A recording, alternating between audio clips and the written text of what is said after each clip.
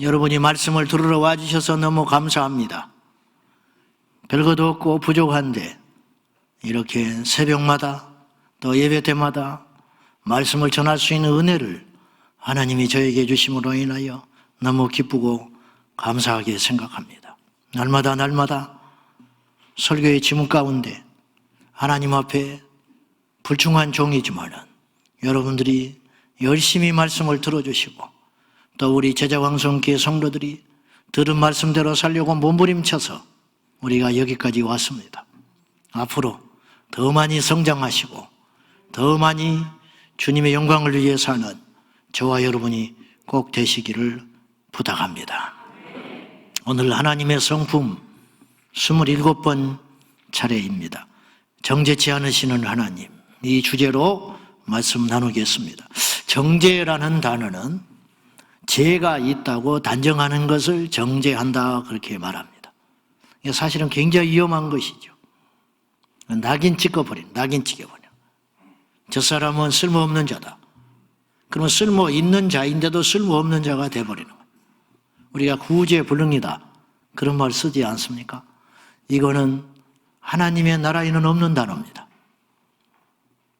가장 위대한 일은 고쳐 쓰는 것이죠. 그래서 박효진 장로님께서 하나님이 고치지 못할 사람은 없다 그런 책 제목을 쓰셨던 거 아니에요. 자기가 청송교도소 소장 온갖 세상에 약한 사람을 다 만나봤는데 복음을 만나면 변하더라는 거죠. 예수님 만나면 변하더라.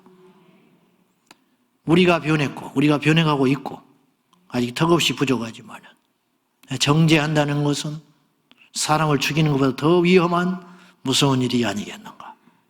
우리 하나님은 누구도 정죄치 않는 분이시다. 어느 정도로 정죄치 않냐. 현장에서 가늠하다가 잡혀온 여인까지도 사실은요 거기에 돌로 치라고 주장했던 사람들도 부끄러워서 다 양심에 찔림받고 갔어요. 자기의 죄가 들통나니까. 예수님이 땅에다가 뭘 쓰셨다고 그러잖아요. 뭘 썼을까? 이게 전해온 이야기 중에 이 중에 이 이야기가 제일 사실은 근거가 있는 것 같아요. 그 모인 사람들의 죄를 다 썼다는 거예요. 주님은 다 아시니까. 주님은 딱 알지요. 딱 만나면 알지요. 과거 알아버리죠. 지금 무슨 생각을 품고 있는지 알죠. 그것만 압니까? 이 사람의 미래가 어떻게 될지도 알죠. 베드로에게 말씀하셨습니다. 나를 따라오너라.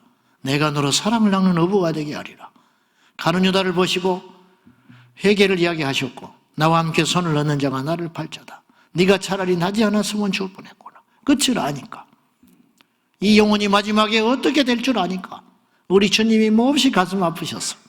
네가 차라리 나지 않았으면 죽을 뻔했다. 근데 베드로를 향하여 끊임없이 포기하지 아니하시고 네가 내 양을 치는 위대한 어부가 될 것이다. 처음에 다 부를 때부터 어설프고 성질급하고 부족한 베드로에게도 하나님께서 계획이 다 있었다는 거죠.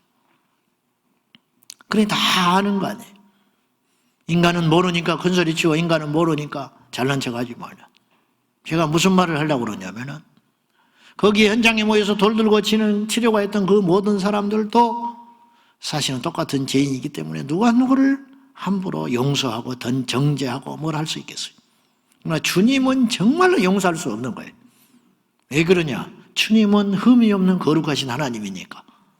정말 역겨울 거 아닙니까? 정말 봐줄 수 없는 인생. 근데 주님이 용서하셨어요. 근데 우리가 어떻게 용서 못합니까? 누가 주님 앞에 용서받지 못할 자가 있습니까? 한편의 강도도 용서받았고 가룟 유다도 죽지만 않았으면 용서받았을 거예요. 안타깝게 사탄의 올무에 빠져서 죽고 말았어요. 정죄와 회개는 비슷한 점도 있고 완전히 다른 점도 있어요. 정죄와 회개는 죄와 관계된 단어지만 분명한 차이가 있습니다. 똑같은 죄의 자각에서 출발했지만 똑같이 정죄는 그 당사자를 죽여버리지만은 회개는 그 당사자를 살립니다. 이 차이가 크다는 것이죠. 가룟 유다와 베드로를 구분해 볼 수 있어요. 똑같은 죄인입니다. 똑같이 주님을 배신했습니다. 가룟 유다만 예수님 판 게 아닙니다. 베드로도 주님을 판 것과 같습니다. 모른다고 3번이나 부정했으니까. 그리고 둘 다 양심의 가책을 받았습니다. 근데 한 사람은 양심의 가책을 받아 비참하게 죽었고, 한 사람은 양심의 가책을 받음과 동시에 통곡하며 회개하고 하나님께로 나갔습니다. 그래서 산자가 됐다는 거죠. 가끔 교회에서 안 보이는 사람이 있습니다. 말씀을 듣고 찔림받아서 교회를 못 오겠다고 합니다. 물론 설교하는 내 자신도 부족해서 그렇습니다. 그렇게 설교를 하는 것보다는 살리는 설교를 했어야 되는데, 아무리 조심하지만은 누군가를 실족시킨 설교를 하고 만 거지. 아무리 조심하지만. 인쇄소에서 근무하는 분들이 손을 많이 팹니다. 아셔요?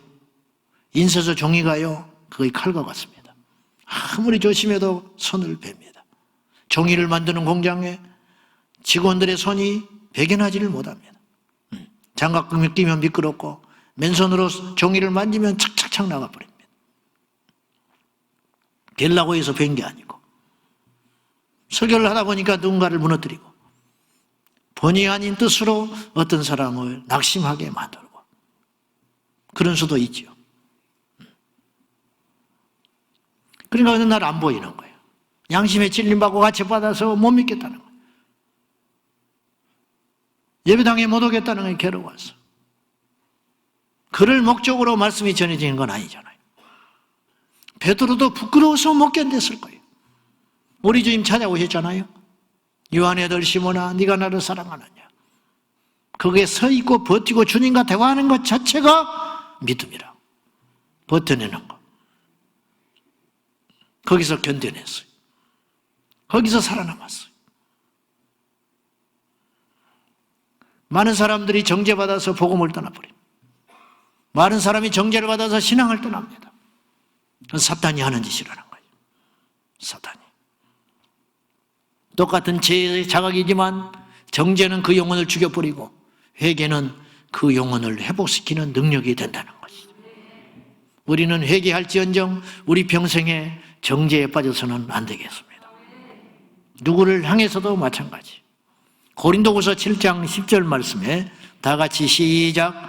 하나님의 뜻대로 하는 근심은 후회할 것이 없는 구원에 이르게 하는 회개를 이루는 것이요, 세상 근심은 사망을 이루는 것이니라. 똑같이 근심이 괴로움을 준다는 거예요. 세상에서 돈이 없어서 근심하는 것이나, 예배당에 와서 내가 믿음이 이렇게 안 자랄까, 말씀을 들으면 부끄러워서 견딜 수가 없다.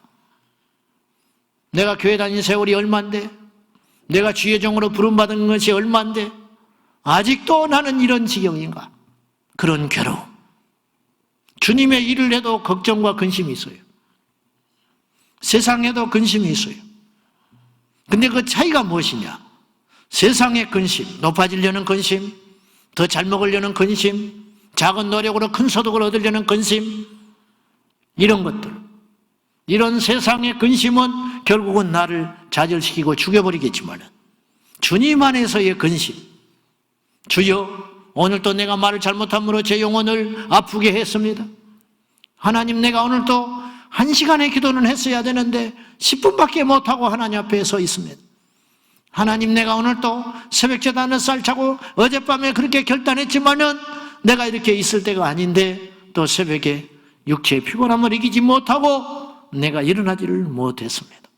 아침에 일어나면 입맛도 없고 모래 씹은 것 같고 그 근심이거든요.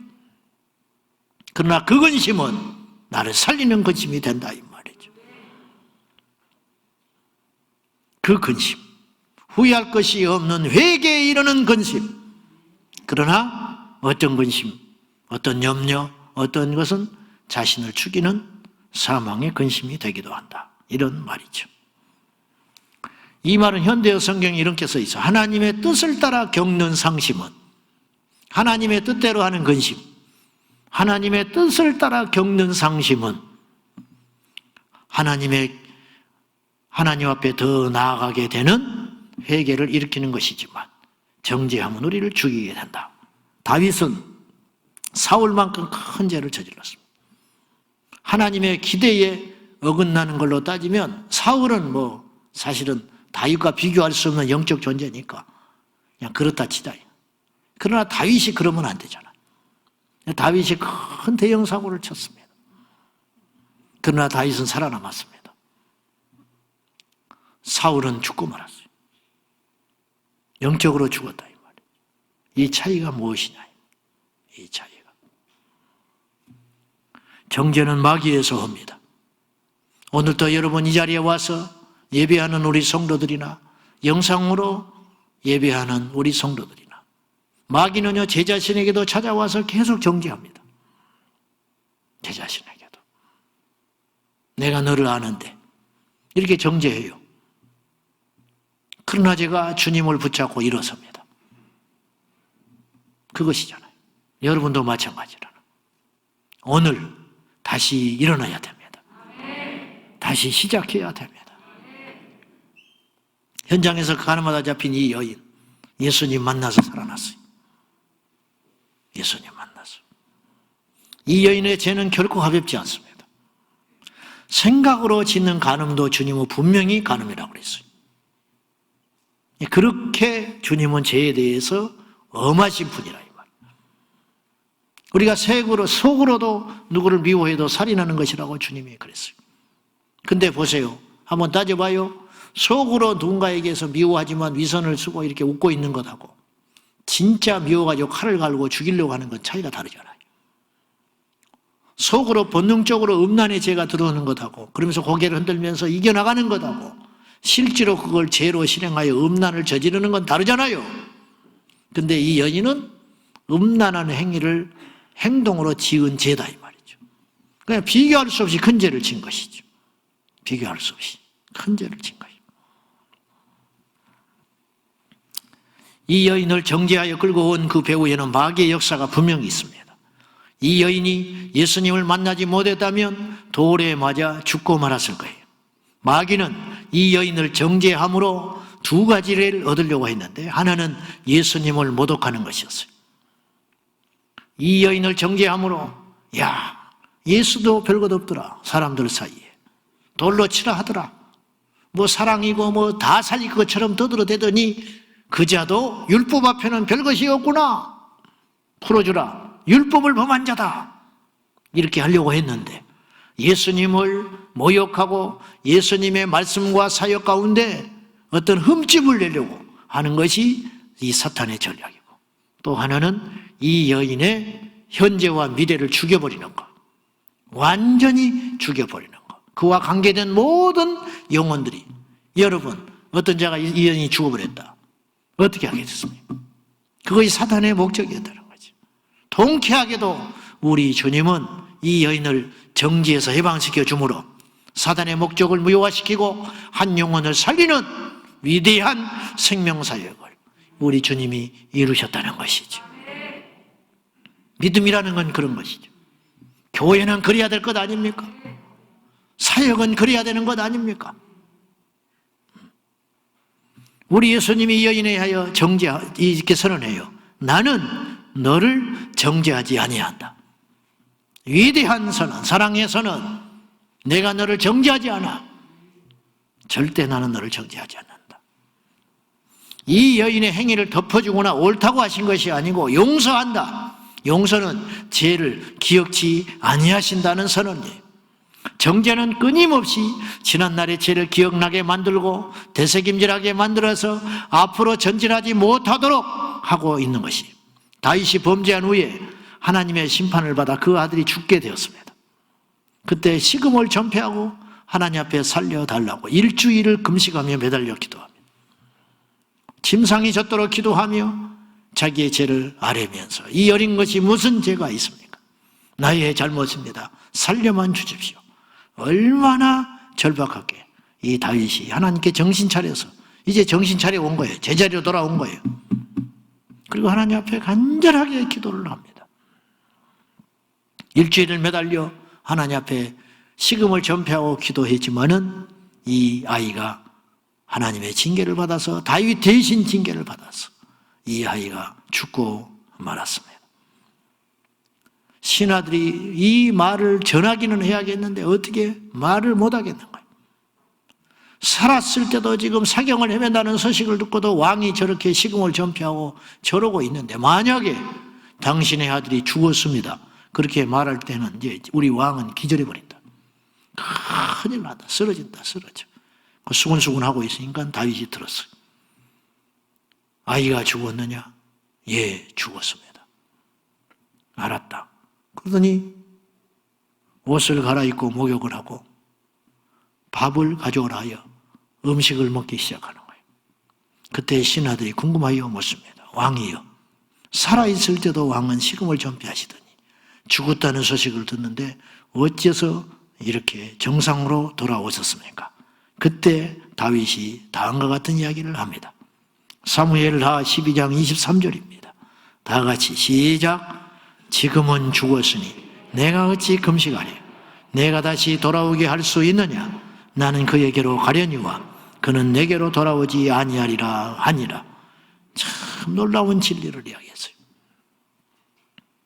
그가 살았을 때는 행여라 여호와께서 진노를 푸시고 이 아이를 살려줄까 금식하고 기도했지만 이제 그가 죽었으니 어찌 금식하랴? 이제 그는 나에게 돌아올 수 없다. 오직 한 가지, 내가 그에게로 가는 길밖에 없는 것 아니겠느냐? 그리고는 정상으로 딱 돌아와요. 그리고 음식 먹고 다시 복귀하고 그 다음에 제일 먼저 한 일이 뭐냐? 밧세바를 취하여 솔로몬을 낳는 일이었어요. 이 여인을 취하여 끝까지 책임집니다. 여러분, 이 말을 잘 오해해서 들으면 안 돼요. 자기의 남편 우리아는 죽었어요. 이 밧세바는 다윗이 챙겨주지 아니하고 다윗이 울타리가 되어주지 아니하면 부정한 여인으로 한평생을 후회하며 다른 사람들의 싸늘한 눈치 속에 죽어야만 하는 가련한 여인이 되는 거예요. 회개의 결과로 다윗은 이 여인을 책임지기로 결심을 하는 거지. 뻔뻔한 이야기 같지만 다윗은 그렇게 하여 정상으로 돌아옵니다. 이 일에 대하여 다윗이 범한 죄에 대하여 하나님은 심판은 하셨지만 더 이상 다윗에 대하여 이 죄에 대하여 우리 하나님은 정죄하지 않으시는 분이라는 거죠. 여기서 우리가 믿음의 원리를 잘 아셔야 된다는 거예요. 그래서 똑같은 죄의 자각이지만 정죄는 마귀에게서 오는 것이고 회개는 하나님께로 오는 것이다. 성령이 임하시면 회개가 터지는 거예요. 마귀가 역사하면 정죄하여 침몰해버리는 거예요. 그래서 두 번째로 정죄는 영적 침체를 가져오지만 회개는 영적 각성과 성장을 이루어간다는 거예요. 정죄는 예배를 중단하게 만듭니다. 계속 여러분의 죄에 대하여 사단이 불화살을 쏴버리면 예배당에 못 옵니다. 예배에 힘이 빠져버려요. 찬양 못합니다. 기도 못합니다. 그러면 그 영혼은 끝장나버리는 거죠. 전도 택도 없지요. 예배하러 나올 때 마귀가 정죄 화살을 쏴요. 네가 무슨 자격으로 예배하느냐? 하나님이 너의 예배를 받을 것 같냐? 설교하러 강단에 섰을 때 네가 무슨 자격으로 설교하느냐? 내가 너를 아는데 대표기도 순서를 맡았는데 사탄이 정죄합니다. 네가 무슨 자격으로 대표기도를 한다고 서냐? 그러면 교회에 전화합니다. 목사님, 내가 몹시 몸이 안 좋아서 도저히 기도 준비를 못하겠습니다. 다음에 하겠습니다. 거짓말입니다. 몸이 안 좋아서도 아니고 바빠서도 아닙니다. 물론 그럴 수 있겠지만 내가 상태가 그것이 아니다라는 거예요. 그럼 어떤 상태이기 때문에 그런가? 사단의 정죄를 받아가지고 도저히 내가 기도할 수 없는 상태라는 거죠. 우리가 생각을 그렇게 하면 안 돼요. 하나님께서 아시고 기도를 시켰다고 믿는다면 주님, 내가 자격이 안 됩니다. 내가 요새 얼마나 주님 앞에 불의하고 악한지 아시지 않습니까? 그러나 나는 주의 명령으로 받습니다. 이 시점에 하나님께서 나에게 대표기도를 시키신 것은 하나님께 더 철저히 정결하게 회개하게 하시려고 하나님이 그리하니 주님 자격 없지만 순종하겠습니다. 그러나 이 시점을 통하여 나는 이제 죄와 단절하고 하나님 앞에 새롭게 거듭나겠습니다. 그리고 기도하는 거예요. 주님이 그걸 원하시는 거예요. 그것을. 정죄는 영적 침체를 가져와요. 기도가 막혀버리고 찬양의 입술이 봉해버리고 교회와 멀어지고 눈만 뜨면 교회 오고 싶었는데 정죄하게 되니까 교회를 못 오게 되는 거예요. 감사가 사라지게 됩니다. 그 대신 자책, 후회, 원망, 어째서 원망도 되느냐? 이제 별 원망이 다 되는 거예요. 나중에는 하나님까지 원망이 되는 거예요. 하나님 그때 내 길을 막아주셨어야지. 내가 왜 그렇게 할 때 그냥 보고만 계셨습니까? 막 별 원망을 다 하게 되는 거예요. 죄는 지가 지어놓고, 잘못은 지가 해놓고, 탓을 하나님께 하게 되는 거예요. 그래서 정죄를 받으면 원망도 생겨요. 그 내 자신에 대한 원망. 이게 제일 무서운 것이거든. 원망. 내 자신과 환경과 심지어는 하나님께 대해서도 원망해요. 그리고 심판에 대한 두려움과 낙심을 가져오게 되는 것이죠. 아담이 원망하지 않습니까? 범죄한 후에. 아담이 핑계대지 않습니까? 정죄는 사망의 보라살이 되어 나에게 날아오게 되는 것이에요. 로마서 7장에서 오라 나는 공고한 자로다. 이 사망의 몸에서 누가 나를 건져내랴. 여기서 세번역 성경에는 뭐라고 번역을 했냐면 공고한 자로다라고 하는 이 깊은 단식을 뭐라고 표현을 했냐면 나는 얼마나 비참한 사람인가. 내 자신 스스로를 비참하게 여길 적에 그건 회개가 아니고 그것은 사탄의 올무에 빠져가지고 퍽 주저앉아 버리고 말아요. 그래서 정죄는 무서운 영적 침체를 가져오게 된다는 거예요. 사랑하는 성도 여러분, 오늘 이 밤에 영적 침체를 딛고 주님 안에서 선한 능력으로 다시 일어날 수 있기를 축복합니다. 과거는 지나갔어요. 끝장나버린 거예요. 우리 주님이 기억지 않아요. 그래서 우리가 정죄를 이기는 길이 있는데 첫째는 하나님의 용서를 확신하는 것입니다. 사죄의 확신. 이제 우리가 예배가 이제 시간이 부족하니까 그렇게 못하지만 전통적인 교회에서는 참회의 시간이 있는 교회가 있었어요. 아시죠? 참회의 기도. 이제 온 성도들이 참회의 시간을 가져요. 한 1분 정도 묵상하고 말씀으로 쭉 선포한다고. 그러면 성도들이 아멘 그렇습니다. 근데 그것도 처음에는 참 좋았는데 나중에 시간이 지나면 형식이 됩니다. 정말 그 사죄 확신을 믿어야 되는 것이거든요. 근데 그냥 형식에 불과한 거예요. 순서에 불과하게 되는 경우가 있다는 거죠. 우리 주님께서 성령의 법으로 우리에게 죄와 사망의 법에서 해방시켜 주신 거예요. 8.15 해방이 났을 때요, 밖에 못 나간 사람들이 꽤 있었어요. 태극기 들고 못 나가. 일본 순사가 우리 잡아가면 어떡하냐. 왜? 믿음이 없는 거야. 해방됐다는 믿음이 안 생기는 거예요. 그동안 35년을 억누르고 살다 보니까 나라도 뺏겼지요, 이름도 뺏겼지요, 자식도 뺏겼지요, 자기의 미래도 뺏겼지요. 아무런 소망이 없으니까 짓눌려 살다가 눈치 보고 아이가 올 때 일순사 온다 그러면 누름이 걸칠 정도이니까 그렇게 억눌려 살다 보니까 해방이 됐다는 이 기쁜 소식이 믿어지지가 않는 거예요. 우리가 믿어지지가 않는 거예요. 하나님이 용서하셨어. 나 같은 걸 어떻게 용서하냐는 거야. 용서했다니까. 믿어주세요. 안 믿어. 왜? 저 집사의 죄는 용서할 것 같지만 내 죄는 용서 못할 것 같아. 왜? 내 죄가 너무 크니까. 그 확고한 그 쓴뿌리, 그것. 그래서 용서를 확신하지 못한다는 거예요. 용서를. 우리가 용서받았음을 확신할 적에 사탄의 정죄의 올무에 더 이상 빠지지 않게 되는 거예요. 제가 예전에 소시적에 집회를 가서 이렇게 막 설교를 하면 땀 뻘뻘 흘려서 그때는 더 순수했잖아.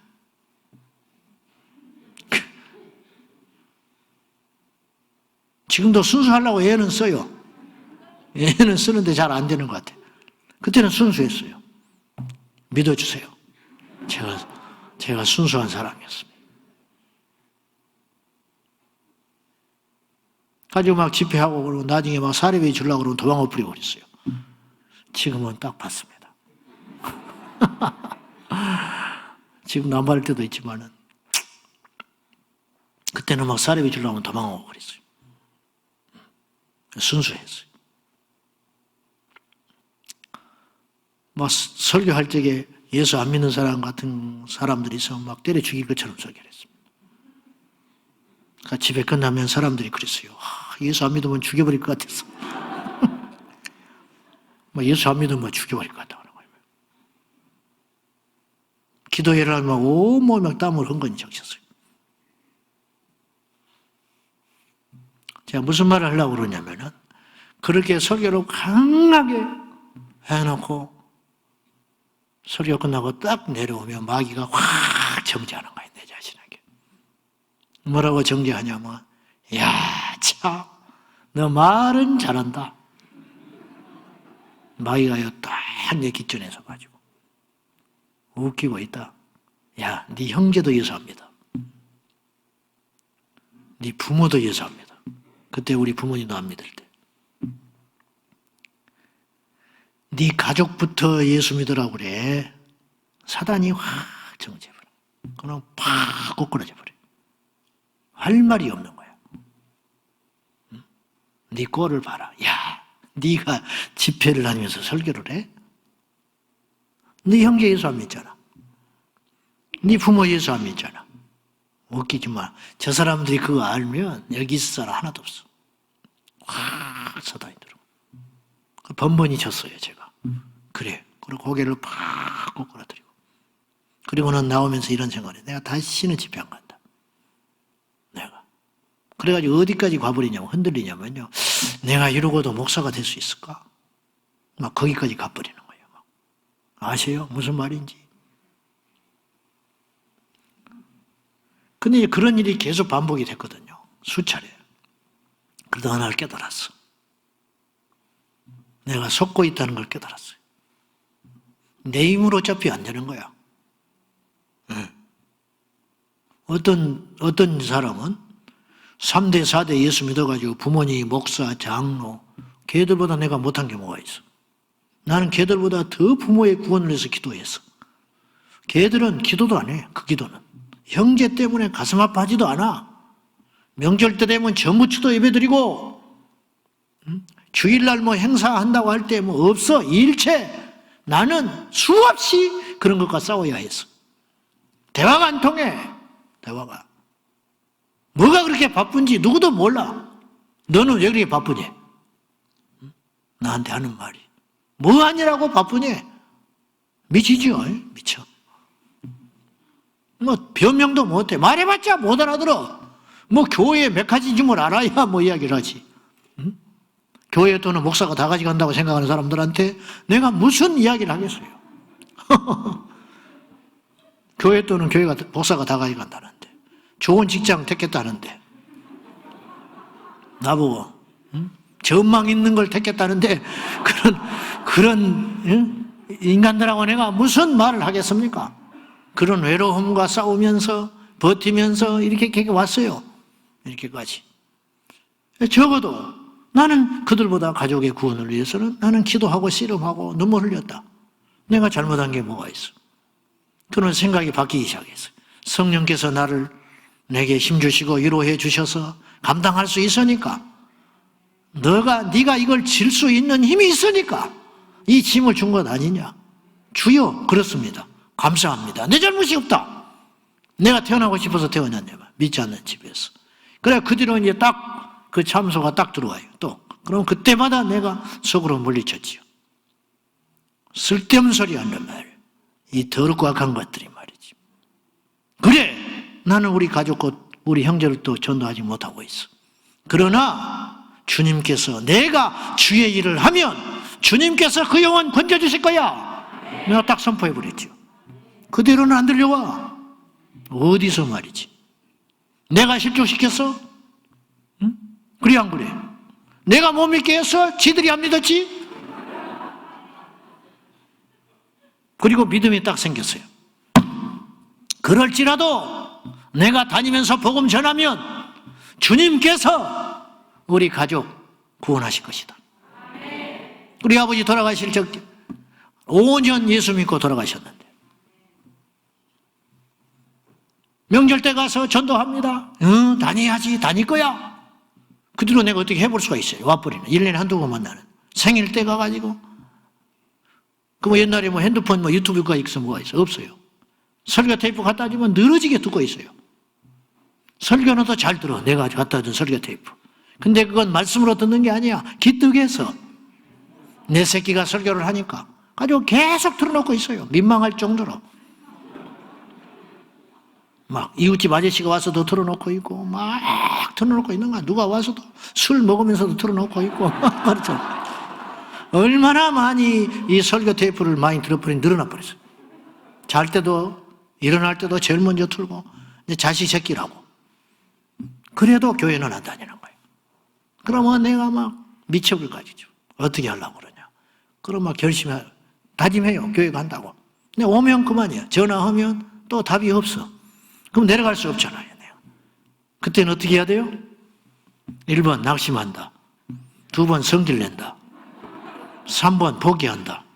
4번 기도한다. 이런 문제만 나오면 100점 맞는데 계속 기도하는 거죠. 하나님, 나는 뭘까요? 나는 어떻게 할 수가 없어요. 내 손을 떠난 것 같아요. 내가 주님의 일을 하겠으니 주님이 그 영혼 건져주고 그 영혼을 책임질 것 아닙니까? 하나님께 기도했을 적에 하나님이 일하기 시작하시는데 어떻게 했느냐?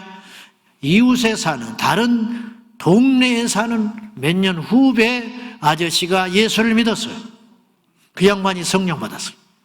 그 양반이 뒤집어져가지고 우리 아버지한테 맨날 오는 거예요. 주일날 아침마다. 형님, 아들이 목사 아니요. 아들이 목사인데 교회를 안 나옵니까? 내가 사실은 선한 거짓말도 했어요. 선한 능력으로 일어서는 게 아니라 선한 거짓말로 전도됐어요. 뭐라고 내가 거짓말을 했냐면 이렇게 이야기했어요. 아버지, 부모가 예수 안 믿으면 목사가 못 된답니다. 우리 헌법에 없습니다. 그런 말. 내가 그렇게까지 협박을 했어요. 어느 날 내가 목사 안수를 앞두고 딱 가가지고 엄마 아버지 딱 앉혀놓고 내 말 잘 들어보시오. 두 사람이 교회를 안 나가서 예수를 안 믿으면 나는 목사가 못 된답니다. 어떻게 할 거요? 다녀야지. 안 다녀요. 그리고 목사 안수식 때 왔어요. 둘이. 형제들이랑. 전부 사진 찍고 갔지요. 교회 안 나가. 그러니 우리 모친이 먼저 예수 믿었어요. 교회 앞에까지는 가요. 근데 우리 아버지는 안 돌아와요. 해관에서 놀다 와버려요. 그리고 끝나면 같이 올라와. 그런 세월을 계속 지내던 어느 날 그 후배가 딱 나타났어요. 나 대신 전도해 주기 시작했어요. 하나님이 천사를 보낸 거예요. 내가 주의 일을 하겠다고 하나님께 약속했을 때 주님께서 구원해달라고 했더니 그 기도를 그대로 들어주셨어요. 가지고 그분이 와서 진드기처럼 매달리는 거예요. 형님, 아들이 목사인데 교회를 안 나갑니까? 알았다. 귀찮아서 나가지, 귀찮아서. 그래서 교회 나가기 시작했어요. 그리고 그 양반, 우리 아버님이, 그 양반이 아니지. 우리 아버지가 임종할 때 내가 지켰어요. 우리 형제들이 다 봤어. 명절 때라. 하나님 위로해 주려고 했는지 어쨌는지 나는 그걸 봤어. 물론 그것이 구원받은 표징이라고 볼 수는 없어요. 살아있고 분명한 말씀으로만 구원은 증명될 수 있는데 내가 그때 어떤 걸 봤냐면은 이 양반이 이제 병들어서 또 양반이라고 그랬네. 이분이 병들어서 죽은 게 아니고 기력이 다 빠져서 죽었거든요. 노화해서 돌아가셨어. 그러니까 마지막에는 기운이 다 빠져가지고 움직이기도 못했어요. 근데 돌아가시기 직전에 눈을 뜨고 움직였어요. 근데 고개를 이렇게 들더라고. 그러면서 저 멀찍이 뭐가 오는 모양이야. 그러면서 얕은 미소를 짓고 돌아가셨어. 나는 그것이 저에게 소망을 주셨어요. 이분이 불안한 상태로 죽지 않았어. 얕은 미소를, 알듯 모를듯한 미소를 띠고 하늘을 이렇게 쳐다보니 돌아가시는데 저는 하나님이 나에게 주신 위로라고 합니다요. 자, 다시 돌아와서 제가 무서운 것은 그 후유증 때문에 무서운 거예요. 여러분, 당뇨는 병이 아닙니다. 정확히 따지면 당뇨병이 아니에요. 당뇨가 무서운 것은 후유증 때문에 무서운 거예요. 당뇨 자체는 병이 아니에요. 그래서 당뇨를 못 고치는 거예요. 당뇨가 병이면 고쳐야지. 당뇨는 못 고치는 거예요. 그러나 당뇨는 질병만큼 무서운 거예요. 그거 뭐냐? 후유증. 신장이 나빠지고 뇌질환이 일어나고 발이 썩고 눈이 멀어져. 그런 병이 당뇨라. 당뇨. 조심하시오. 존말할 때. 그리고 당뇨 걸리면 먹는 걸 마음대로 못 먹어. 그러니까 많이 먹어놔. 당뇨 걸리기 전에. 알았지요? 많이 드셔놓으세요. 자, 죄는 고통을 가져와요. 죄는 후유증을 가져와. 그래서 죄는 잠깐의 쾌락을 갖다 줄지는 모르지만 그 후유증은 뼈가 부서지는 고통을 가져오는 거예요. 그래서 지혜로운 자는 죄를 범치 않아요. 세상 멍충이가 죄를 짓는 거예요. 한 번의 죄는 인생을 송두리째 갈아엎어버리는 무서운 사탄의 능력이 되는 것이. 얼마나 많은 사람들이 한순간의 죄로 나락에 떨어졌습니까? 얼마나 많은 사람이 한순간의 쾌락 때문에 자기의 전 인생이 망가지고 말았습니까? 지혜로운 성도 여러분, 우리는 절대로 그런 어리석은 인생을 저와 여러분이 살지 않아야 되겠습니다. 살지 않아야 돼. 그런데 어쩔 수 없이 넘어졌을 때 어떤 이유로도 핑계댈 수 없어요. 오늘 현장에서 가늠하다 잡힌 여인이 먹고 살기 위해서 그래도 이 장막절 기간이거든. 밖에서 남자들이 장막에서 거할 적에 몸을 파는 여인들이 돌아다니면서 장기와 같은 여인이 오죽하면 그런 일을 했을까. 그러나 그런 것이 통하지 않아요. 일단 넘어졌어. 넘어졌을 때 다시 일어나는 능력이 중요하다는 것이죠. 그래서 우리가 하나님 앞에 그러지 않아야 되지만은 진정으로 하나님 앞에 어쩔 수 없이 몸부림치지만 죄의 속성으로 넘어졌을 적에 우리는 다시 여호와께로 돌아와 무엇을 믿어야 되느냐면 하나님께서 우리를 용서해 주셨다는 사죄의 확신을 믿어야 한다고 말이죠. 로마서 6장 11절 말씀 다 같이 시작.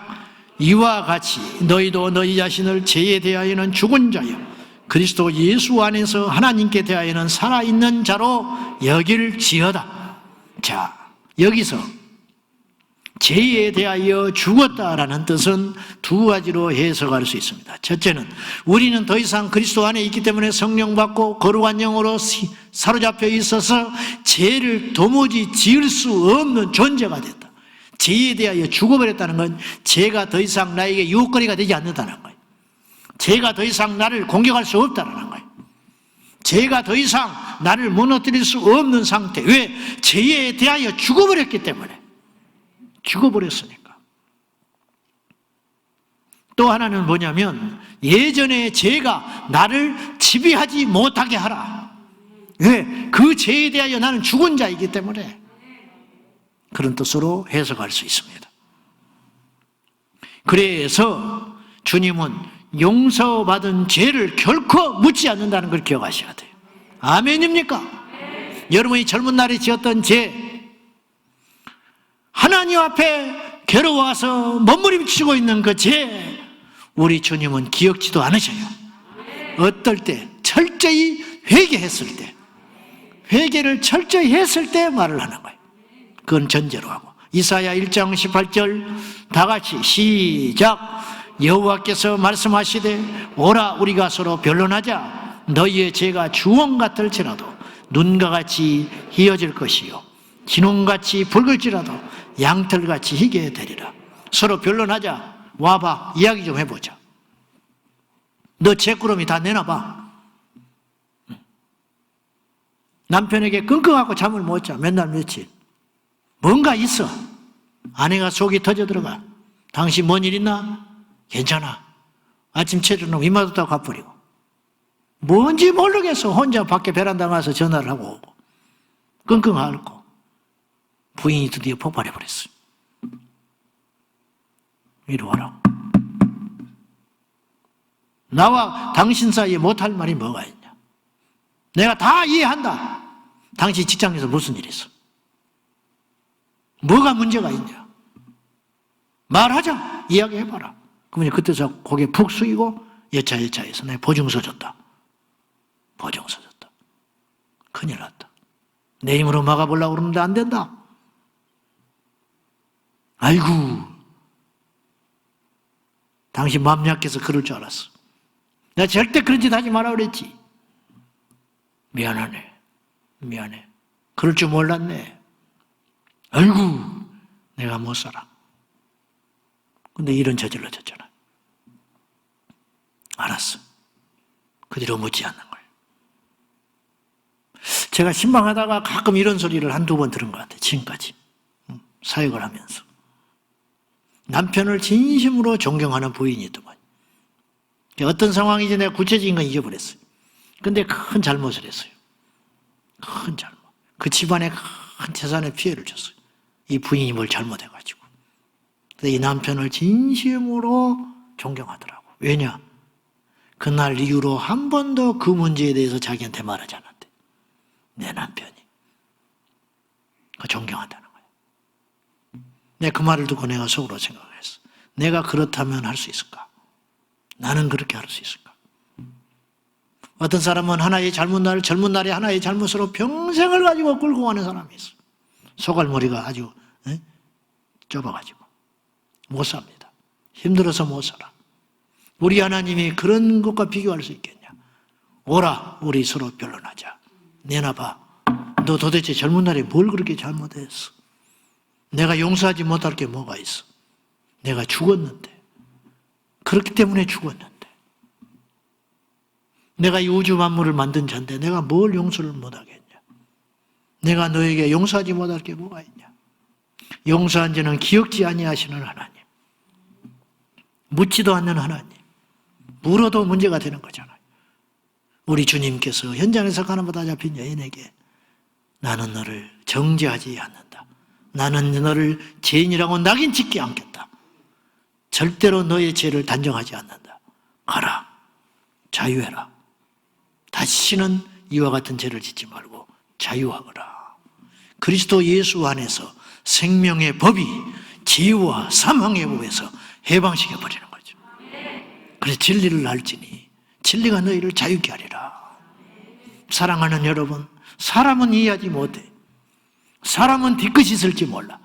그러나 우리 하나님은 결코 그렇지 않는 분이라는 거예요. 다윗이 범죄했습니다. 그러나 엄청난 치명적인 범죄를 했음에도 불구하고 다윗이 죽고 수백 년이 흘러도 여러분 열왕기상에 보면 하나님께서 뭐라고 말씀하시냐면 내 종 다윗과만 같아라 그래요. 그러니까 남북 이스라엘의 왕들이 등장할 적에 KS가 누구냐? 다윗. 그러니까 악한 왕은 다윗과 같지 않은 사람이에요. 선한 왕은 하나님 마음에 합한 왕은 어떤 다윗만 같아라. 그럼 다윗이 흠이 없었냐? 절대 그렇지 않다. 사랑하는 여러분, 오늘 우리가 복음 안에서 자유를 누려야 돼요. 뻔뻔하지 게 아니에요. 그 죄를 그냥 덮자는 게 아니에요. 영적 원리, 하나님 앞에 진정으로 회개했다면 우리 주님은 결코 기억지 아니하시고 정죄치 아니하시고 묻지 않으신다. 나만 생각하고 있어. 주님은 생각지 않아. 사탄은 기억하고 있어요. 그러나 주님은 기억지 않는다는 거예요. 할렐루야! 얼마나 감사합니까? 우리 하나님 앞에 갔는데 너 이러는 거 졌지? 예? 이놈의 시기. 근데 내가 용서해 주는 거야? 얼마나 부끄러워. 그렇지 않는다고 말이에요. 우리 주님은 아예 그냥 쭈삣쭈삣하고 아이고 큰일 났다. 들키면 어떡하지? 갔더니 아무 소리 안 해버려. 얼른 들어가. 잘 왔다. 얼마나 힘드냐? 얼마나 피곤하냐? 고생 많았다 너. 정말 고생했다. 뜻에 맞지 않는 너 시부모 모시고 사느라고 정말 고생했다. 응? 얼마나 고생했냐. 답답한 그 영혼들 품에 안고 그 영혼들의 구원을 위해서 밤낮으로 고생하느라고 얼마나 고생했냐. 너 새벽마다 울부짖고 기도하는 거 내가 다 봤다. 그건 것들은 다 아는데 우리 주님은 죄는 기억지 아니하신다는 거예요. 이 주님의 사랑, 이걸 확신해라 이 말이죠. 아멘입니까? 그래서 정죄를 이기는 길은 하나님의 사죄 확신 확실히 갖는 것. 절대로 옛날로 돌아가지 마세요. 옛날의 죄 때문에 미래로 나가지 못하는 어리석은 우를 범하지 말고 어제 일은 어제 일이고 오늘 다시 새롭게 되는 거예요. 할렐루야. 두 번째, 정죄를 이기는 길은 예전의 죄의 자유로 절대 돌아가지 않는 것. 절대 돌아가지 않는 것. 가늠한 여인을 우리 예수님은 완전히 용서하셨어요. 예를 들어서 우리 주님이 어디 길거리 가다가 이 여인을 다시 만났어요. 씩 웃으시면서 너 잘하고 있지? 그럴 뿐이 아니라 이 말이에요. 내색도 안 하시는 분이라. 완전히 새로운 모습으로, 새로운 피조물로 봐줘버리신다. 그런데 이 여인이 똑같이 다시 간음의 자유로 돌아갔다면 이건 다른 문제라는 거죠. 제가 예전에 귀신 들려가지고, 아홉 귀신 들어가지고 간질하던 자매가 고침을 받았는데, 나중에 얘가 타락해서 다시 들어왔어요. 우리 동창 애가. 그때 약한 영이 다시 들어왔어. 그때는 손을 못 썼어요. 그리고 자살했어요. 20살 애띤 나이에 그 집에서 얘가 짐덩어리 같으니까 결혼을 시켜버렸어. 가서 이제 10살이 얘가 좀 이상하잖아요. 그러니까는 구박받았지요. 약간씩 징조가 나오니까. 그걸 말 안 하고 결혼시켰다가. 그래서 얘가 핍박을 받았어. 구박을 받았어. 그러니까 그 스트레스를 못 견고 할머니인가 할아버지 묘소에 와서 죽어버렸어요. 비참하게 마지막에 끝나버렸어. 내가 얼마나 가슴 아프고 속상했는지 몰라. 하나님의 기회를 분명히 줬어요. 치유됐고, 내가 분명히 그랬거든. 산 넘고 강 건너 복음 전하는 자로 살아야 된다. 근데 그걸 못했어요. 6개월 만에 무너지더만요. 6개월 만에 무너져. 6개월이 뭐야? 여름에 났고 추석 명절에 왔을 때 벌써 넘어져서 왔으니까 병나서 이렇게 됐구나. 손을 못 대고 어떻게 해볼 수가 없어요. 죄를 반복해서 짓는 것은 악한 거예요. 한 번의 죄는 실수일 수 있지만 그 죄를 계속해서 반복 짓는 것은 악한 거예요. 여러분, 죄와 악은 다른 거예요. 같은 말 같지만 달라. 무슨 말인지 아시겠습니까? 계획된 죄는 악이라 그러는 거예요. 왜 아담이 용서받았는가? 그는 죄인이었기 때문에. 사탄이 왜 용서받지 못했나? 그는 처음부터 범죄한 악한 존재였기 때문에 그래요. 이해되시죠? 성경은 우리에게 요구해요. 악을 싸우라고 그래요. 그러나 죄는 용서하라고 그래요. 이 차이가 있는 거예요. 근데 죄가 계속 반복되면 그건 악이 될 가능성이 크다는 거죠. 이 여인이 주님께 용서함 받았어요. 그럼 다시는 그 죄의 자유로 가면 안 되는 거예요. 이것이 바로 사탄의 잠소와 정죄를 이기는 길이라는 것이죠. 진정한 회개는 고백이 아니고 철저한 돌이킴이에요. 사울은 단순한 고백이었어요. 자백. 사울도 울었습니다. 다윗을 쫓아다니는 자신에 대해서 후회했습니다. 자기가 다윗으로 인하여 살려나고 나서 깊이 후회. 자기는 죽이려고 했는데 다윗은 자기를 살려줬잖아요. 그래서 양심에 찔림받고 울면서 아들아 나는 너를 원수를 갚으려고 하는데 너는 나에게 선대하였구나. 그리고 울었어요. 그런데 며칠 지나서 또다시 다윗이 충멸했다고 하면 군사를 일으켜서 또 쫓아다니기 시작했어요. 이것이 바로 완전한 회개를 하지 못했다는 증거가 되는 것이에요. 여러분들도 입으로만 울고 후회하고 고백하는 것이 회개라고 착각해서는 안 돼요. 진정한 회개는 그 자리에서 떠나버리는 거예요. 완전히 뿌리를 뽑아버리는 거예요. 잎만 따는 게 아니에요. 뿌리까지 뽑아내가지고 완전히 불태워서 없애버리는 것. 죄의 자리를 쳐다보지도 않는 것. 그 자리로 가지 않는 것. 그 사람과 만나지 않는 것. 그 생각을 하지 않는 것. 다윗은 음란하고 살인죄를 저질렀지만은 나중에 나이 들어 그가 죽게 되었을 때 몸이 뜨뜻해지지 않을 적에 아비삭을 품었지만 정욕을 품지 않았다. 동침하지 않았다. 의료용이다. 의료용. 이는 음란의 대상이 아니고. 왜 그러냐? 다윗이 철저히 회개했기 때문이에요. 베드로가 철저히 회개했기 때문에 순교할 수 있었던 거예요. 또다시 배신하지 않아요. 또다시 주님을 부정하지 않았어요. 왜냐? 지난날에 그 죄에 대하여 통곡하고 울 적에 완전히 회개했기 때문이지요. 우리가 그래야 된다 이 말이에요. 그래야 사단의 정죄함에서 해방될 수 있다 그런 말이죠. 하나님은 정확합니다. 사랑하는 여러분, 지금 교회 다닌 지가 몇 년인데, 지금 우리가 예수 믿은 지가 몇 년인데, 우리가 이 자리에 와서 예배하는 지가 몇 년인지 그 죄를 반복해서 짓습니까? 완전히 단절하여 죄에서 떠나고 죄에 대하여 죽고 그리스도께는 사는 자가 되기를 예수님의 이름으로 축복합니다.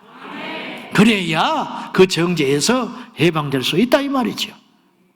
마지막 세 번째는 과거의 죄에 묶여있는 것이 아니라 미래의 소명을 향하여 달려갈 적에 우리는 정죄에서 노임받을 수 있어요. 첫째, 정죄를 이기는 길. 주님께서 나의 죄를 완전히 용서해 주셨다는 사죄의 확신 가운데 서라. 두 번째, 다시는 그 죄의 자리에 근처에도 가지도 말아라. 세 번째, 과거를 돌아보지 말고 하나님께서 나에게 주신 소명을 감당함으로 주님 오실 때까지, 생명 다할 때까지 그 길로 가거라. 우리가 지난날 잘못하고 범죄함으로 하나님께서 내게 부르신 그 소명을 다 감당하지 못했으니까 축구 경기에서 내가 자살골을 넣어버렸어요. 수비를 하다가 잘하려다가 자살골을 넣어버렸어요. 그것을 복구하는 비결은 뭐가 있냐? 내가 2골 넣어버리면 돼요. 아멘? 뭐 적절한 예인지는 모르겠지만 내가 1골 피해를 줬으니까 내가 상대방에 2골 넣어버리면 플러스 1. 그래서 원수에서 영웅이 되는 거예요. 공공의 적에서 영웅이 되는 것이죠. 지난날 우리가 하나님을 만나지 못했을 때, 혹은 믿는다 하지만은 복음을 만나지 못했을 때, 성숙하지 못했을 때 우리가 하나님 앞에 넘어지고 범죄하고 미숙했던 것들이 숱하게 많이 있었어요. 그것을 어떻게 할 수 있는가? 이제 남은 내 인생의 여정이 얼마인지는 모르지만 그 남은 인생의 여정을 소비하지 말고 지혜롭게 생각하여 성령 충만함 받아서 아버지의 사명을 감당하면 된다, 이 말이죠. 그것이 베드로에게 오셔서 주님이 새로운 사명을 줬습니다. 내 양을 먹여라. 저는요, 과거에 3번 부인했던 그 사건이 베드로에게 기폭제가 됐다고 나는 믿어요. 그래서 베드로는 교만할 수 없는 거예요. 교만마귀가 찾아왔을 거 아니에요. 막 안진명에 일어나 버리고 복음을 전했을 때 5,000명의 사람 일어났잖아요. 그리스도의 제자가 됐잖아요. 그때 사탄이 와서 막 까불렀을 거라고. 그러나 베드로는 그 유혹에 쉽게 넘어갈 수 없었던 이유는 무엇이냐? 내가 안다. 나는 흉악한 죄인이었다. 나는 너무너무 부끄러운 자였다. 하나님이 크게 쓰는 종들이 있어요. 느지막하게 불러서 크게 써버리는 종이 있어. 그분들의 고백이 다 이것이에요. 나는 죄인이라는 거예요. 나는 너무 부끄러운 자라는 거예요. 나는 이 자리에 설 만한 자리가 아니라는 거예요. 그러니까 하나님이 그들을 강력하게 쓰시는 거예요. 지난날의 고통과 지난날의 잘못이 주님을 만나서 다듬어지고 그 정죄함에서 나오면 정금 같은 믿음이 되어가지고 바울이 내가 전에는 해방자였다. 나는 교회를 핍박하는 자였다. 나는 그리스도를 대적하는 자였다. 죽어 마땅한 자다. 나는 만삭되지 못한 자였고 죄인의 개수였다. 그렇게 고백했어요. 그래서 바울은 그나마 하나님 앞에 겸손할 수 있었어요. 그래서 그는 영원히 소중한 줄 안 거예요. 그래서 그는 교회를 무너뜨려 본 적이 있기 때문에 교회의 중요성을 아는 사람이에요. 그는 그리스도를 대적해 왔기 때문에 그리스도의 복음이 얼마나 위대한 줄 아는 사람이에요. 그것이라는 거죠. 지난날의 모든 것들은 우리에게 쓸모가 있는 것입니다. 사랑하는 여러분, 지난날의 내 실패, 지난날의 내 죄악들, 지난날의 내 상처, 지난날의 내 환경의 아픔, 이것들이 과거에 이것들이 앞으로 가는 동력이 되어서 앞으로 추진하는 능력으로 우리 하나님 앞에 보기 좋게 아름답게 쓰임받는 저와 여러분이 꼭 되셔야 된다, 그런 뜻입니다. 잠언서 24장 16절 다 같이 시작. 대저 의인은 7번 넘어질지라도 다시 일어나려니와 악인은 재앙으로 말미암아 엎드러지느니라. 의인은 안 넘어지는 자가 의인이 아니라는 거예요. 이 말씀에 저는 얼마나 큰 위로를 받았는지 몰라요. 완전하지 않다는 걸 주님이 누구보다도 잘 알아요. 예수 그리스도 외에는 누구든지 넘어질 수 있는 자예요. 예수 그리스도 외에는 누구든지 믿을 수 없는 존재라는 거예요. 그런데 의인이란 누구냐? 7번 넘어지는 게 문제가 아니라 이거예요. 한 번만 넘어져도 넘어져서 일어나지 못하면 악한 자가 되는 것이고, 의인은 7번이라는 말은 완전 숫자니까 7번이라고 말하는 게 아니에요. 7번이든 70번이든 700번이든 7000번이라 할지라도, 지난날 셀 수 없이 넘어졌다 할지라도 다시 일어날 수만 있다면 하나님께서 그를 의롭다고 쓰신다, 이런 말이에요. 베드로가 설교합니다. 주님은 살아계시다고, 우리 주 예수님께서 우리를 위하여 십자가에 죽으셨다고. 그때 한 사람 피식 웃습니다. 이야, 웃기고 있네. 내가 너를 아는데 그렇게 귀한 주님을 너는 왜 3번이나 부인했냐? 그런 표정을 싹 짓고 있을 때 어찌하면 좋습니까? 그러나 베드로는 그 길을 이기는 거예요. 그 시기를 이기는 거죠. 일어나는 거예요. 다시 맞다. 이방 여인, 가나안 여인이 인정해서 승리한 거예요. 너는 개야. 나는 너를 위해서 베풀 능력이 없어. 옳소이다. 옳습니다마는 상에서 떨어지는 부스러기는 개도 먹을 수 있는 권리가 있는 것 아닙니까? 그 부스러기의 은혜로 나를 살려주세요. 네 여인의 믿음이 크도다. 우리 주님이 이 여인을 사랑하시고 용서해 주시고 품으시고 기적을 베풀어 주셨다. 그런 뜻입니다. 우리 주님은 옛 정리를 기억하지 않아요. 어떤 사람은 한 번의 실수로 인생을 완전히 넘어지고 망가져가지고 주님을 앞에 나오지 못하는 인생이 있어요. 대단히 양심적인 것 같지요? 양심은 있을지 모르나 그 인생은 믿음은 없는 인생이에요. 우리가 하나님 앞에 갈 때는 믿음이 필요한 것이지 하나님 앞에 갔을 때 양심은 필요치 않아요. 양심은 세상에도 있는 거예요. 우리 주님 우리에게 믿음을 보신다는 거예요. 믿음은 무엇이냐? 다시 일어나는 것이에요. 믿음은 무엇이냐? 하나님께 나아가는 것이에요. 믿음은 무엇이냐? 옛 정리를 기억지 않는 것이에요. 사랑하는 여러분, 앞으로 가셔야 됩니다. 옛 정리를 기억지 아니하시는 하나님 품에 안겨서 다시 사명받고 다시 일할 수 있다면 얼마나 놀라운 하나님 나라의 자원이 되겠습니까? 우리 교회는 재생공장이 되기를 원합니다.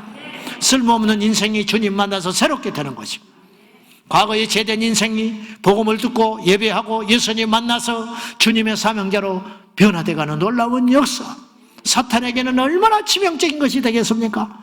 여러분이요 그리스도 안에서 진리를 품고 자유하게 되어 승리하는 저와 여러분이 꼭 되셔야 하겠습니다. 우리 하나님은 절대 기억지 아니하신다. 범죄한 아담이 어찌할 줄 모르고 말라 비뚤어진 나뭇잎으로 부끄러운 것을 가리고 숨어 있을 적에 가죽옷을 지어서 친히 오시사 그에게 입혀주시는 하나님의 사랑, 집 나간 당자를 기다리며 돌아온 아들을 위해서 잔치를 베풀므로 온갖 비난을 받아야 했던 그 아버지의 사랑, 그것을 안다면 우리가 다시 일어날 수 있는 것이지. 자, 결론, 정죄는 마귀의 강한 무기가 됩니다.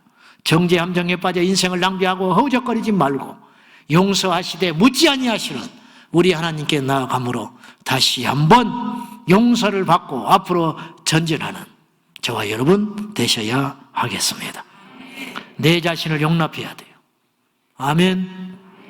나를 용납하라는 게 아니라 여러분 자신 각자를 용납해라. 과거와 화해하고, 그래, 나는 지금 주님의 자녀가 되었다. 과거에는 내가 쓸모없는 인생이 되었지만은 주님의 용서함을 받아서 내가 예배하는 자가 되었다. 전도자가 되었다. 하나님의 쓰임받는 사역자가 되었다. 이것. 내 자신이 우상이 되어 자중심적인 삶을 사는 것이 아니고 내 자신을 용서받은 하나님의 새로운 존재로 인정하는 것. 이것이 주님이 우리 안에 기뻐하는 것이다. 이사야 42장, 시편 42편 5절 말씀 우리 마지막으로 있습니다. 다 같이 시작. 내 영혼아 내가 어찌하여 낙심하며 어찌하여 내 속에서 불안해하는가. 너는 하나님께 소망을 두라. 그가 나타나 도우심으로 말미암아 내가 여전히 찬송하리로다. 내 영혼은 들을 기가 있다는 거예요. 우리 영혼에 향하여 외쳐야 한다는 거예요. 내 영혼아 어찌하여 불안해하냐. 내 영혼아 어찌하여 낙심하냐. 내 영혼아 어찌하여 좌절하느냐. 그렇게 하지 말아라. 너는 하나님께 소망을 두라. 하나님이 다시 살릴 수 있다. 하나님 다시 기회를 주신다. 너는 낙심할 시간에 주를 바라보라. 그렇게 내 자신에게 촉구함으로 다시 일어나는 역사가 일어날 수 있기를 예수님의 이름으로 축원합니다. 할렐루야. 우리 제자왕성의 모든 지체들이여, 다시는 사탄이 쳐놓은 정죄함에 빠져서 예배를 뒷전으로 여기고 하나님께 나오지 못하는 어리석은 인생이 되지 말고 나를 용서해 주신 하나님을 절대적으로 신뢰하고 믿음으로, 과거에 우리가 아무리 많은 사고를 쳤다 할지라도 하나님께서 다 용서해 주셨음을 믿고 앞으로 전진해가는 저와 여러분 꼭 될 수 있기를 예수님의 이름으로 축원합니다. 우리 기도합니다. 이 시간에 합심하여 기도할 적에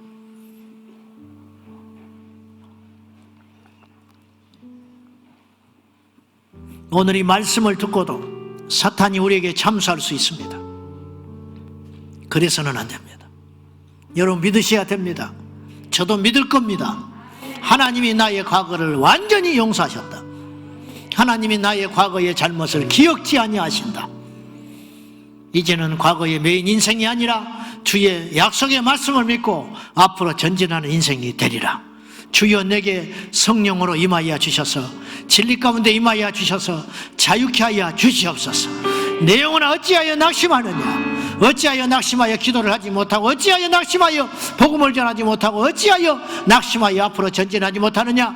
낙심하여 있는 내 영혼에 당하여 강력하게 외치며 주여 일어나리라, 회복되리라, 살아나리라 결단하며 하나님 앞에 기도함으로 나가겠습니다. 다 같이 우리 주님 3번 부르며 나를 정죄치 아니하시고 용서하시고 기억지 아니하시는 우리 하나님 앞에 간절히 기도함으로 나갑니다.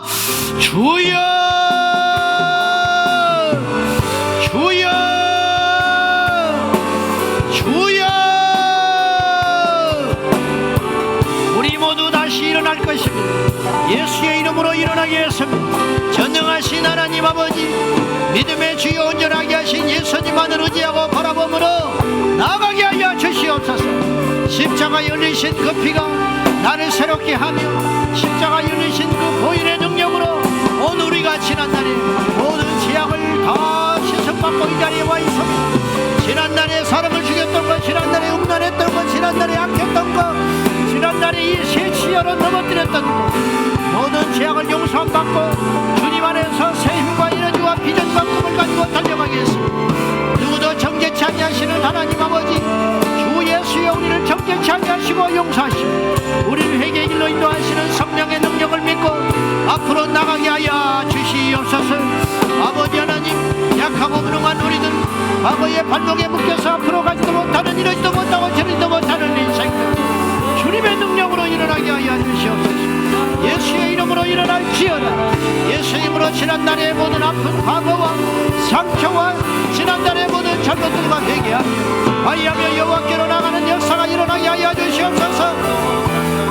사랑하는 아버지 하나님, 의인은 7번 넘어지는 이와 여전하니 악인은 그렇지 않냐오니 여호와께 정죄받아 넘어지는 인생이 되지 아니라고. 사단의 정죄 불화살 가운데 쓰러져 있는 것이 아니라 주님의 이름으로 일어나게 하소서. 주님의 이름으로 승리하게 하여 주시옵소서. 주님의 이름으로 믿음으로 승리하는 역사 일어나게 하여 주시옵소서. 전능하신 아버지 하나님, 일어나서 빛을 발하게 하시고 일어나서 소망을 여호와께 두게 하여 주소서. 내 영혼아 어찌하여 낙심하느냐? 내 영혼아 어찌하여 절망하느냐? 오히려 너는 여호와께 소망을 두라. 여호와께 소망을 두라.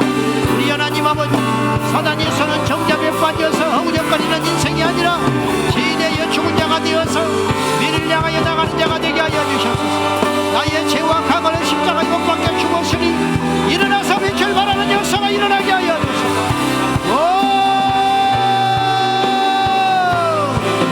할렐루야. 해방될지어다, 자유화될지어다, 치유될지어다. 주여 라라라라라라 살라라라라라라라라라라 살라라라라라라라라 살라라. 사랑의 말에 귀를 기울이지 아니하고 하나님의 약속의 말씀을 붙들고 하나님이 용서하시고 하나님이 우리의 죄를 기억지 아니하시고 우리의 모든 죄악을 씻어주신 것 같이 우리 하나님께서 우리의 죄를 묻지 아니하실 줄로 믿습니다.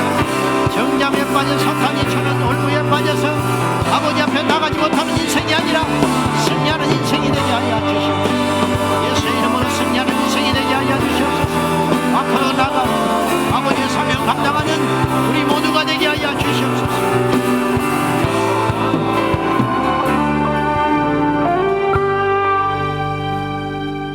내 영혼아 어찌 낙심하여 어찌하여 내 속에서 불안해하는가? 너는 낙심할 시간에 하나님께 소망을 두라. 너는 과거를 돌아볼 시간에 앞을 쳐다보거라. 너는 지난날의 죄악을 계산하기 전에 하나님께서 너에게 주신 복들을 헤아려 보라고 말씀하시는 주여, 이 시간 이후에 어떤 것도 정죄치 않겠습니다. 우리 지난날에 죄가 주놈 같을지라도 주님을 만나서 양털과 같이 되었음을 믿으니 오라, 우리가 서로 변론하자. 네가 무엇 때문에 괴로워하며 네가 무엇 때문에 앞으로 나가지 못하는지 와서 이야기해보라 말씀하시는 주님, 이 밤에 주님 앞에 다 고백함으로 그 고백한 죄악들이 성령 안에서 씻음받고 용서함 받아서 다시는 죄를 묻지 아니하시는 사랑의 하나님 앞에 사죄함 받아 앞으로 나아가는 우리 모든 지체들이 되게 하여 주시옵소서. 이 밤에 지난날의 내 자신과 화해하고 지난날의 죄와 온전히 씻음받았음을 믿음으로 모든 질고에서 고침받게 하시고 모든 것에서 자유하게 하시고 주의 이름으로 승리하게 하여 주시옵소서. 자유하리라. 나는 자유하리라. 예수 안에서 자유하리라. 할렐루야. 우리 사랑하는 모든 성도들을 죄와 사망에서 해방시켜 주사 자유한 성령의 법으로 무장하여 앞으로 전진하게 하여 주시옵소서. 그리하실 주님을 믿사옵고 영광 돌리며 예수님의 이름으로 축복하며 기도하옵나이다. 아멘. 아멘. 오늘 말씀을 붙잡고 예수님이 나를 붙잡으십니다. 어떤 권세도 부활하신 예수님께 항변할 수 없습니다. 할렐루야. 우리를 위해, 죄를 위해 죽으시고 우리의 죄를 위해 다시 사셨습니다. 우리 그 사랑 믿으십시다. 그 사랑 붙잡으십시다. 오늘도 두 손 번쩍 들고 하나님, 오늘도 그 사랑 신뢰합니다. 오늘도 그 사랑 신뢰함으로 이 밤에 회개하며 자복하며 죄를 끊어내는 회개 밤 되게 하십시오. 통곡의 밤 되게 하십시오. 성령의 역사 이 밤 있게 하소서. 주여 세 번 부르짖습니다. 주여, 주여, 주여. 할렐루야. 나를 위하여 다시 살아나신 예수를 위해서 다시 일어나서 출발하게 하시고 다시 도전하게 하시고 다시 일어나게 하시고 다시 가게 하시고 다시 행하게 하여 주옵소서.